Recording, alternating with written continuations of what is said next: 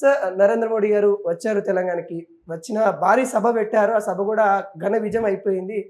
ఎలా ఉన్నాయి సార్ ప్రస్తుతం తెలంగాణ రాజకీయాల్లో నరేంద్ర మోడీ వచ్చి వెళ్ళిన తర్వాత ఎలా ఉన్నాయంటే ఏం చెప్తారు? ఒకటి, తెలంగాణలో రాజకీయం మాత్రం వేడెక్కింది, హ్మ్. అనుమానం లేదు. అది మనం అనుకుంటున్నాం కూడా, బీజేపీకి ఒక ఊపి ఇవ్వడానికే నరేంద్ర మోడీ భారీ బహిరంగ పెట్టుకున్నాడని ఊహించింది. హ్మ్. సో దానికి సరిపోయే డోస్ అయితే ఇచ్చాడు ఆయన హ్మ్. హ్మ్. స్టార్ట్ చేయడానికి. ఎందుకంటే పొలిటికల్ వ్యాక్యూమ్ ఉంది అన్నది అనుమానం లేదు. హ్మ్. ఒకటేమో 10 సంవత్సరాల సుదీర్ఘ పరిపాలన లోపల కుటుంబ పరిపాలన, ఆశ్రిత పక్షపాతం, అవినీతి, ఓ అద్భుతమైన అవకాశం తెలంగాణ ప్రజలు ఇస్తే కేసీఆర్ కానీ, ఆ పార్టీ బీఆర్ఎస్ కానీ, టీఆర్ఎస్ కానీ అది పోగొట్టుకుంది. హ్మ్. వాళ్ళు నిజమైనటువంటి తెలంగాణ ఆకాంక్షలకు అనుగుణంగా పరిపాలన చేయకుండా హ్మ్. అందిపుచ్చుకున్న అవకాశాన్ని వేస్ట్ చేసి అది స్వయంకృత అపరాధంతో అధికారం కోల్పోయారు. లేకపోతే థర్డ్ టైం కూడా చాలా ఈజీగా సునాయాసంగా వాళ్ళు రావాలి. హ్మ్. హ్మ్. సరే, అన్ని రకాల అవినీతి ఆరోపణలు మనం చేసిన సందర్భం లోపల అప్పుడున్న వ్యాక్యూమ్లో అంటే ఆయన కుట్టాలి అంటే అటు ఇటు చూస్తూ ఒక రేవంత్ రెడ్డి తప్పేడుకు సాధ్యపడే పని కనపడలే. హ్మ్. హ్మ్. అతను కూడా ఈక్వల్గా మీటింగ్లు పెట్టడం, తర్వాత భాష సమానంగా ఒక్కడే అందరికీ సమానడు. కేటీఆర్ ధీటుగా కానీ, మాట్లాడడం. హరీష్ కానీ, కవితకు కానీ అప్పట్లో. హ్మ్. అండ్ అందరికి కూడా ధీటుగా సమాధానం చెప్పి ఒక హైప్ క్రియేట్ చేశాడు. హ్మ్. చేసినప్పుడు భారీగా నిరుద్యోగులు అప్పుడు గవర్నమెంట్ మీద డిస్సాటిస్ఫాక్షన్తో ఉన్నారు. దాదాపు 28 లక్షల మంది. ఒక నోటిఫికేషన్ వస్తే లక్షల అప్లికేషన్. హ్మ్. వాళ్ళెవ్వరు కూడా సంతృప్తి చెందారు. ఎందుకంటే హామీలు నెరవేర్చబడలేదు. వీళ్ళంతా కాలుకి ఏమంటారు బలపం కట్టుకొని ఇక్కడ తిరిగి హ్మ్. ఎవడు రూపాయి ఉన్న సరే ఊళ్ళలో పోయి టీఆర్ఎస్ కూడా ఒకటే హ్మ్. అంత తక్కువ మార్జైనా ఆ వచ్చిన కాంగ్రెస్ కూడా అద్భుతంగా పనిచేయాలని అందరం కోరుకున్నాం. హ్మ్. హ్మ్. నేను కూడా బీజేపీ వదిలిపెట్టి అందులో పోయినా, కోమటిరెడ్డి బ్రదర్స్ కాంగ్రెస్. హ్మ్. విదిన్ 1 ఇయర్ లోపల 1.5 ఇయర్ లోపల తేలిపోయింది అది. హ్మ్. హ్మ్. ఇది వీళ్ళతో కూడా అయ్యే పని కాదని. అది Hmm. కారణం ఏదైనా కావచ్చు. సీఎం చెప్పుకున్నట్టు అందరి డబ్బు లేకపోవచ్చు, ఏదైనా కావచ్చు. గత ప్రభుత్వం చేసినటువంటి అప్పులు కావచ్చు. హ్మ్. ఇవన్నీ ముందు తెలుసు కదా. తెలిసి నువ్వు హామీలు ఇస్తే హ్మ్. హ్మ్. ఆయన రూపాయి అంటే నువ్వు 2 అంటివి. అవును. ఇవన్నీ పోటాపోటీగా హామీలు ఇచ్చి ఇప్పుడు వాళ్ళతో వచ్చి లేదు వైట్ పేపర్ ఇస్తాం, అప్పుడు మేము అనుకోలే 3 లక్షల కోట్ల అప్పు ఉంది, కాదు ఇప్పుడు 6 ఉంది, 8 ఉంది, 9 ఉంది అని చెప్తే హ్మ్. హ్మ్. ఎవరికి కావాలి అది? పబ్లిక్ అది అనుకుంటారు. ఆయన ఇచ్చిన హామీల్లో సగం హామీలు నెరవేర్చబడ్డాయి. హ్మ్. లోకల్ బాడీస్ సహజంగా కూడా ఎప్పుడు రూలింగ్ పార్టీకి అనుకూలంగా ఉంటాయి. అవును. రూలింగ్ పార్టీకి అనుకూలంగా వస్తే అరే ఇది ఏందనుకున్నాం, చచ్చిపోయింది అనుకున్నాం. బీఆర్ఎస్లో పుట్టింది. హ్మ్. హ్మ్. కాంగ్రెస్కి ఎక్కువ స్థానాలు వస్తే నెక్స్ట్ స్థానం బీజేపీ రావాలి. అవును. దాని మీద ఉంటా బీఆర్ఎస్ మళ్ళీ పుట్టింది. హ్మ్. హ్మ్. ఈ లోపల అది రివైవల్కి ట్రై చేస్తున్న బీఆర్ఎస్ ఈ టైంలో హ్మ్. హ్మ్. ఆమె అనుకోకుండా వన్ ఆఫ్ ది పిల్లర్స్ అన్నిటికీ అందులో భాగస్వామ్యం ఉంది, వాటా ఉంది అనుకున్నారు. ఈ మన అక్క ఆమె బయటకు వచ్చి మనందరం చెప్పింది, ఆమె చెప్పి ఐఏఎస్ఐ ముద్రేసింది. హ్మ్. హ్మ్. మనం చెప్తారని ఎవడు కోపం మీద చెప్తున్నాడు, దిలీప్ మార్క్ కేసీఆర్ కోపం అనుకోవచ్చు. అవునవును. కూతురే చెప్తుంది హ్మ్. ఆయన మన మనిషి కాదని. అవును. అవన్నీ మనం ఊహించినవి కావు. సో దాన్ని బట్టి ఏంటంటే ఖచ్చితంగా అవినీతి జరిగింది.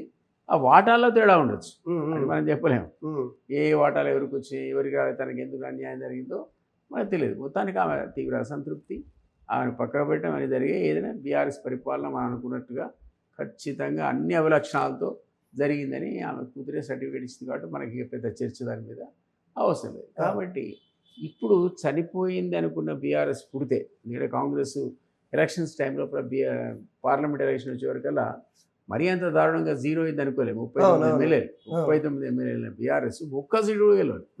ఆ స్టేజ్ నుంచి లోకల్ పార్టీలో లేచింది. లేస్తుంది అనుకున్నప్పుడు ఇక రోజుకో చల్లటి నీళ్ళు, బకెట్ నీళ్ళు గుమ్మరిస్తుంది. ఎవరు రావాలి? ఇక ఒక వ్యాక్యూమ్ ఉంది. కాబట్టి ఆ వ్యాక్యూమ్లో ఈరోజు బీజేపీ రావాలి. బీజేపీ ఎందుకో పడుకుంది. ఈ పడుకున్న బీజేపీ లేపడానికి అన్నట్టు మోడీ వచ్చి అంటించాడు. అసలు సీఎంనే నాతో రా అంటున్నాడు. అది ఎలా చూడొచ్చు? విచిత్రం అయితే ఇప్పుడు నేను చాలా సందర్భాల్లో చెప్పాను. ఆప్షన్స్ లోపల ఏం జరగచ్చు అంటే, ఒక హరీష్ అనేవాడు 15 మందిని వేసుకొని వెళ్ళిపోవచ్చు. అసలు రేవంతే పోవచ్చు 15 మందిని వేసుకొని రేపొద్దున. కాంగ్రెస్ మళ్ళీ అధికారంలోకి వచ్చే సమస్య లేదు. మనం అన్నట్టే ఇన్విటేషన్ ఇచ్చేవాడు పిఎం ఇన్విటేషన్ ఇస్తున్నాడు.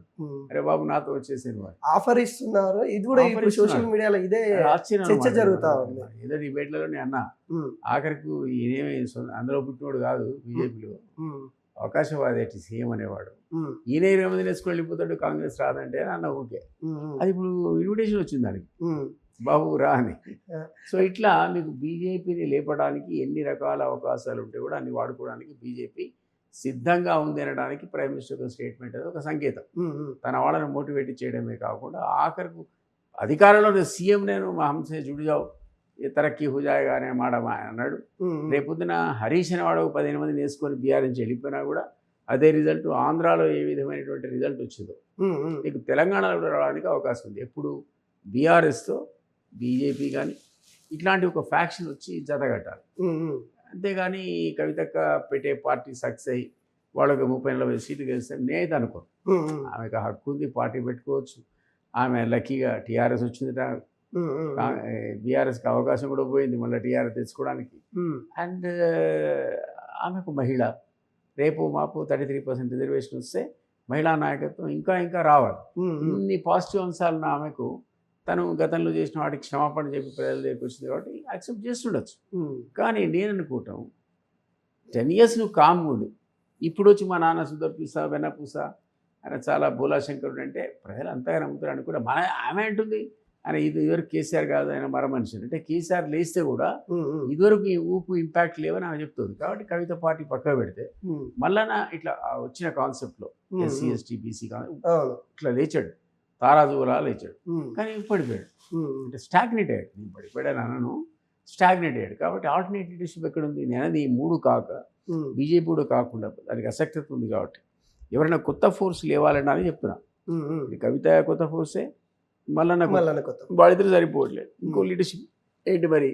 ఇంకొక పాసిబిలిటీ మీరు మాట అన్నారు, మిగిలినవి కూడా క్యాబినెట్ బర్తులు నింపేసి ఫుల్ స్వింగ్లో అడ్మినిస్ట్రేషన్ వైపు పోతామని కాంగ్రెస్ అంటుంది.